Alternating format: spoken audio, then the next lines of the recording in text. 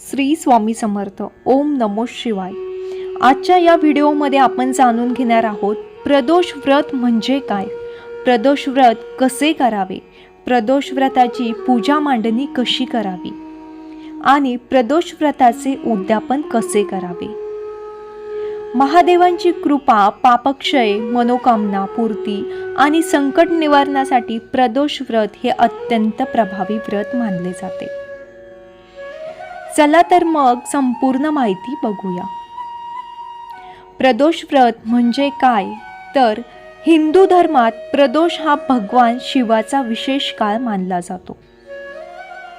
त्रयोदशी तिथीला सूर्यास्ताच्या सुमारास जो काळ असतो त्यालाच प्रदोष काळ असे म्हणतात. पुराणात तर नुसार प्रदोष काळात भगवान शिव कैलासावर नृत्य करतात. या वेळेला शिवपूजा केल्यास लवकर फलप्राप्ती होते. प्रदोष व्रत केल्याने पापांचा नाश होतो, मानसिक शांती मिळते, कर्ज, आजार, अडथळे दूर होतात, विवाह, संतती व धनसंपत्ती प्राप्त होते. प्रदोष व्रत कधी करावे? प्रत्येक महिन्याच्या शुक्ल व कृष्ण पक्षातील त्रयोदशीला प्रदोष व्रत करतात. जर प्रदोष सोमवारी आला तर सोमप्रदोष असे याला म्हणतात. मंगळवारी आला तर भौम प्रदोष, शनिवारी आला तर शनी प्रदोष. शनी प्रदोष हा फार शक्तिशाली प्रदोष मानला जातो.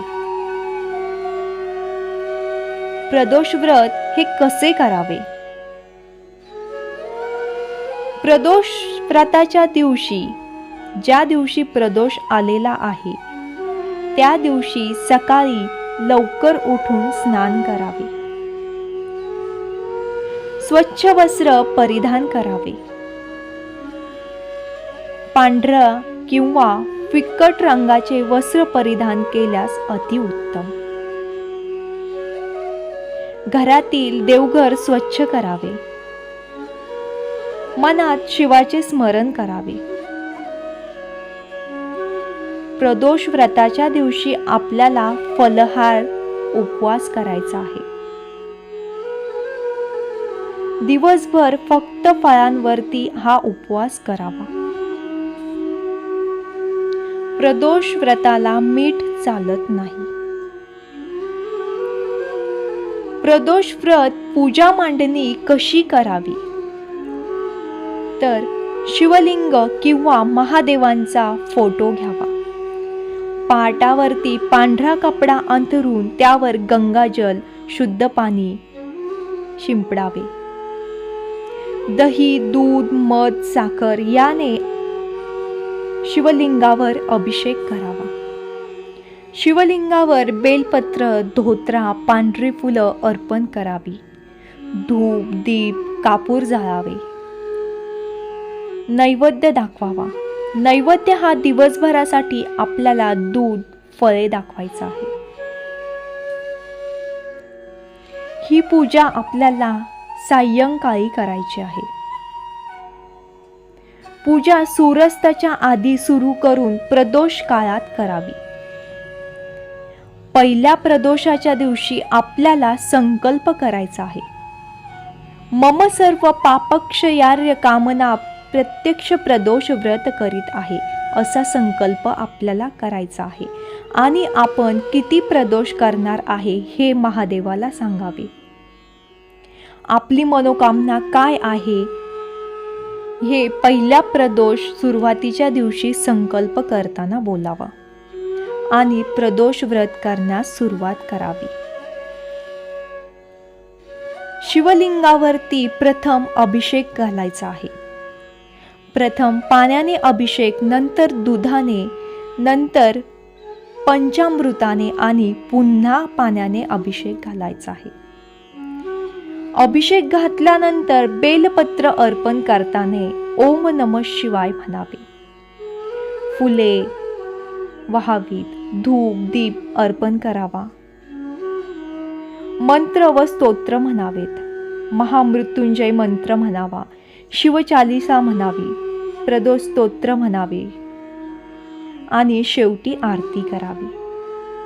महादेवांची आरती आपल्याला करायची आहे आणि प्रदोष काळामध्ये उपवास सोडायचा आहे.